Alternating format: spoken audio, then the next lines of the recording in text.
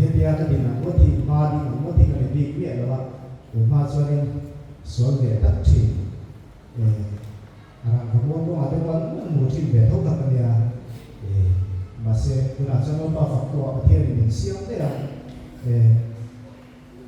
tụi mà cho nên số công khác số về anh công của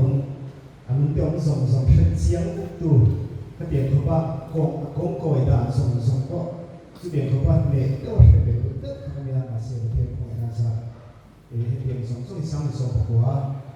trong khăn cái tháp số rất là thiên nhiên sẽ để mà nghe đi tiền thế cho mà trồng trái đi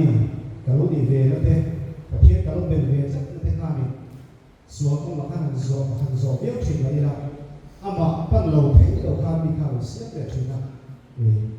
dù vào cái bộ hiện các phòng đầu thế bị là vad các phòng hiện phú mấy cái gì thì cái xây dựng cho nên nó bảo phòng kinh tế em mà bởi vì đó bên dưới các phòng tổ thể nó anh được quý số lượng phần bị cắt đi bộ khai này giả quý ấy mà sẽ cái điểm khai hết điểm ai sai thì là phật đồn anh là tự do này cho nên là ba phật tu thế mà phật tu thế là hàng trăm giờ này thì cái sự tu nó cái này và thiên công quý đó lúc đó cái lúc thiên ta thiên công quý đó sao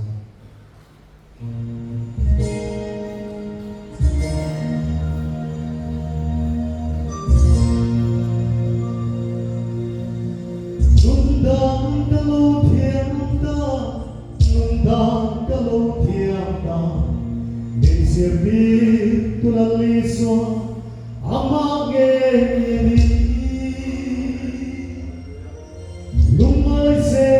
cái cinta nung mai se cinta lung oi na min then tu o iswa ani he ko vera hing tu zong an tam ye ma se tu nun ta ye man te ye ma se puri so long the dark Brundan Piamas Virti Umi Swati Brundan Kalothianta Nundan Kalothianta Benzirti Tulali Swa Amage Yedi Lumoy Se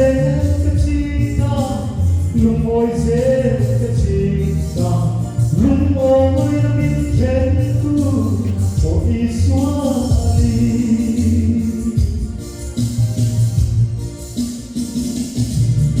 Sumlepang hosana duana pinyahin, sinle manisilo lumoy ko kahar.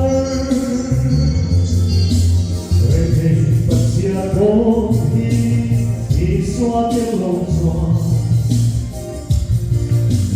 Toàn thiên ra là ông lô Lục ôi có cả Nung đàn cả lô thiên ra Nung đàn cả lô thiên ra Tình diệu đi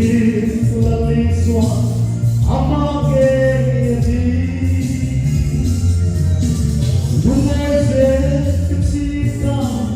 Lumoy se kacita, lumoy na minkentu o iswali.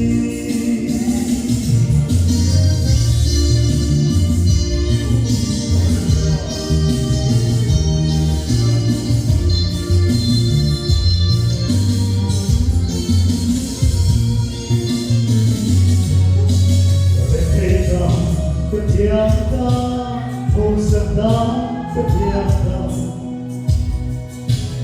Ngày lễ qua riêng drama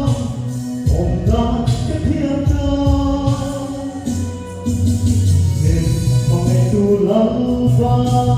cả Bên cái giấc đua xua để nhìn các cây nung đan cái lâu thiang ta nung đan cái lâu thiang ta bên chiều đi phơi lý xóa amma nghe đi lúc ôi sẽ chỉ ta lúc ôi sẽ chỉ ta lúc ôi bên thế tu ôi xóa đi nung đan cái lâu thiang ta nung đan cái lâu thiang ta bên chiều đi phơi lý xóa amma nghe